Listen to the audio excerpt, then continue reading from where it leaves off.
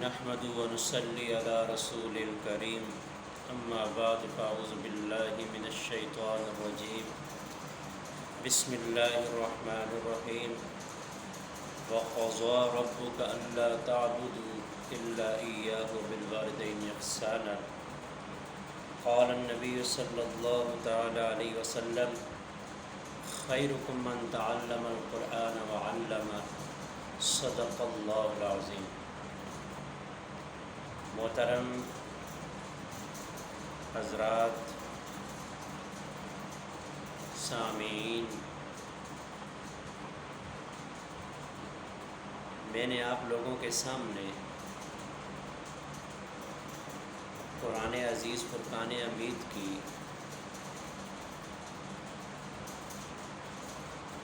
ایک آیت کریمہ کا کچھ حصہ اور حدیث پاک پڑھی ہے۔ قرآن پاک میں آتا ہے کہ ہمیں یہ حکم ہے کہ ہم اللہ کی عبادت کریں، یہ اللہ کا حق ہے، اور آگے والدین کا حق بیان کیا کہ اپنے والدین کے ساتھ اچھے طریقے سے پیش آئیں، اور حدیث پاک کا مفہوم یہ ہے کہ تم میں سے بہتر شخص وہ ہے جو قرآن پاک سیکھے اور دوسروں کو سکھائے۔ آج جس طرح اولاد کے اوپر والدین کا حق ہے کہ ماں باپ کا خیال رکھیں، اس کے ساتھ اس نے سلوک کریں، ان کی خدمت کریں، ایسے ہی ماں باپ کا بھی اولاد پر حق ہے کہ جس طرح والدین خدمت کے محتاج ہیں، اس طرح اولاد تربیت کی محتاج ہے۔ اولاد کی اچھی تربیت ہونی چاہیے۔ کس طرح کہ ماں کی گود اور باپ کا گھر بچے اور بچی کے لیے پہلا مدرسہ ہوتا ہے۔ جو بچہ والدین سے جو کچھ ماں کی گود کے اندر اپنے بچپن کے اندر سیکھے گا، مرتے دم تک اس کا وہی اثر رہے گا۔ اب آپ دیکھیں، جس گھر کے اندر ماحول ہو دنیا داری کا، اور جس گھر کے اندر ماحول ہو اللہ اور اس کے رسول صلی اللہ علیہ وسلم کے حکموں کو توڑنے کا، جس گھر کے اندر گانے بجانے اور ہر وقت موبائل کے ساتھ کھیلنے کا دور ہو، ماحول ہو، تو بچہ وہی چیز جو ہے بڑے ہو کر بھی کرے گا۔ پھر جب یہ بچہ اپنی جوانی کو پہنچتا ہے تو جو کچھ اس کی گڈی کے اندر پڑی ہوئی چیزیں ہوتی ہیں وہی یہ اپنی زندگی میں سامنے لاتا ہے، تو والدین پریشان ہو جاتے ہیں کہ یہ اولاد میری نافرمان ہے۔ لیکن اولاد کو نافرمان کرنے کے اندر 100% جو ہاتھ ہوتا ہے وہ والدین کا ہوتا ہے۔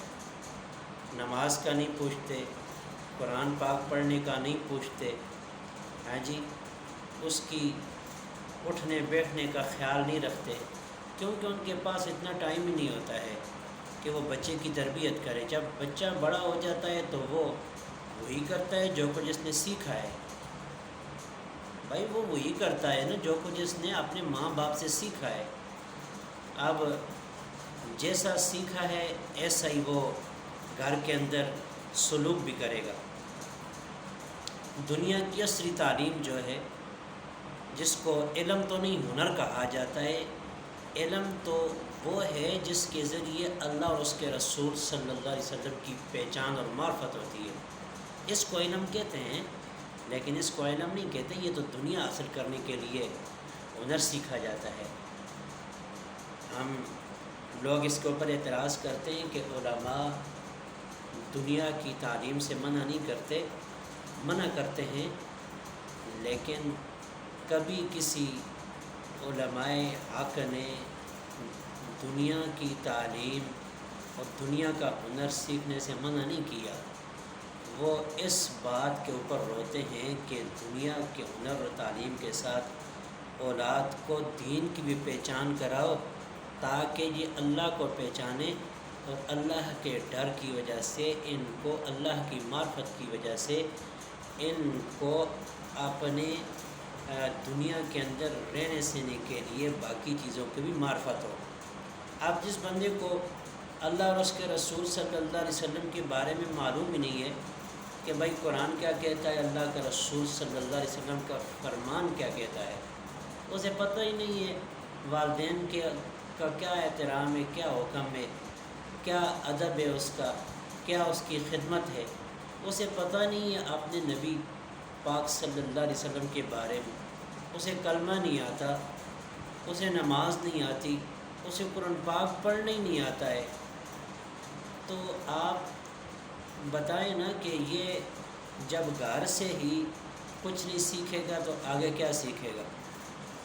جیسا ماں باپ کا ماحول ہوتا ہے ایسی اولاد کا ماحول ہوتا ہے۔ اب ماں باپ نماز نہیں پڑھتے، بچے کو کیا پتہ ہے کہ نماز کیا چیز ہے؟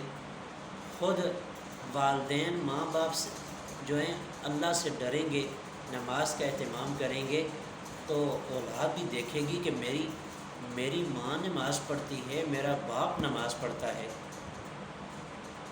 تو میں بھی مصلی بچھاؤں اور نماز پڑھوں۔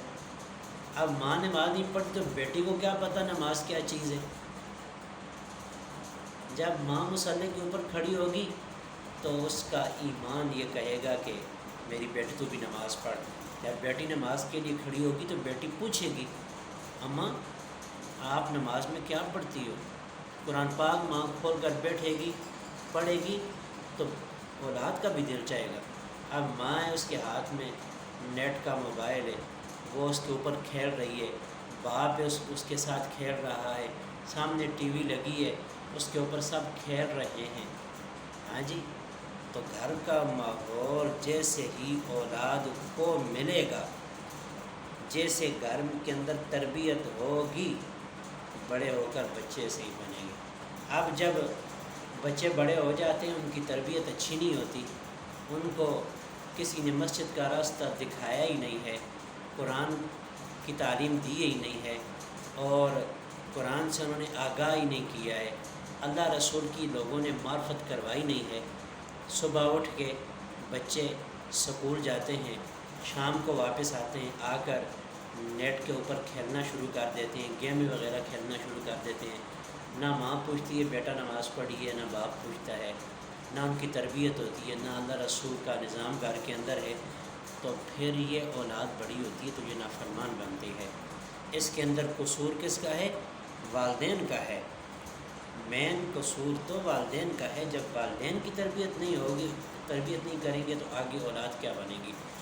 تو میرے دوستو، آج پوری دنیا کے اندر لوگ یہ شکوہ کرتے ہیں کہ بھائی ہماری اولاد نافرمان ہے، ہماری اولاد ہماری بات نہیں مانتی، تو اس کے اندر ہمارا مین کردار ہے کہ ہم اپنی اولاد کو خود خراب کرتے ہیں، اپنی اولاد کا خیال نہیں رکھتے، دینی تربیت نہیں کرتے، جس وجہ سے کل ہم پریشان ہو جاتے ہیں۔ تو قیامت کے دن جس طرح ماں باپ کے بارے میں اولاد سے پوچھ ہوگی، اسی طرح ماں باپ سے بھی اولاد کے بارے میں پوچھ ہوگی۔ اولاد سے پوچھا جائے گا کہ ماں باپ کی کیوں نافرمانی کی ہے، اسی طرح ماں باپ سے پوچھا جائے گا کہ تجھ کو اللہ نے اولاد دی تھی، تم نے اس کی تربیت کیسی کی ہے۔ ہر بندے سے سوال کیا جائے گا۔ تو جس طرح اولاد سے پوچھا جائے گا، اس طرح والدین سے بھی پوچھا جائے گا۔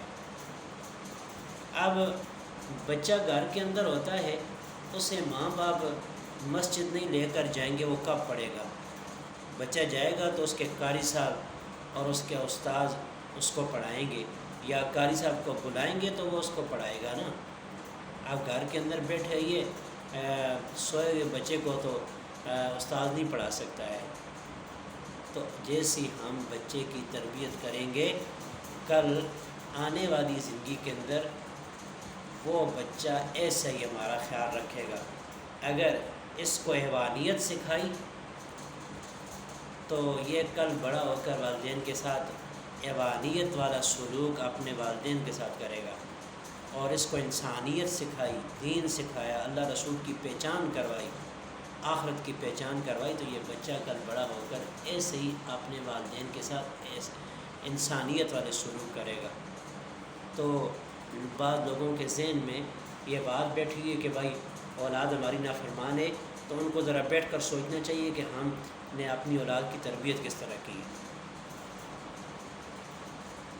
جیسا باپ ہوگا ویسا بیٹا، جیسی ماں ہوگی ویسی بیٹی ہوگی، جیسے ماں باپ ہوگی اولاد ایسی ہوگی۔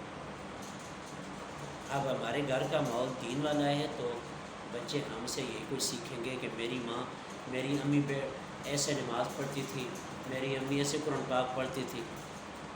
باپ کو اولاد دیکھے گی، میرے ابو ایسی نماز پڑھتے تھے، ایسا قرآن پاک پڑھتے تھے۔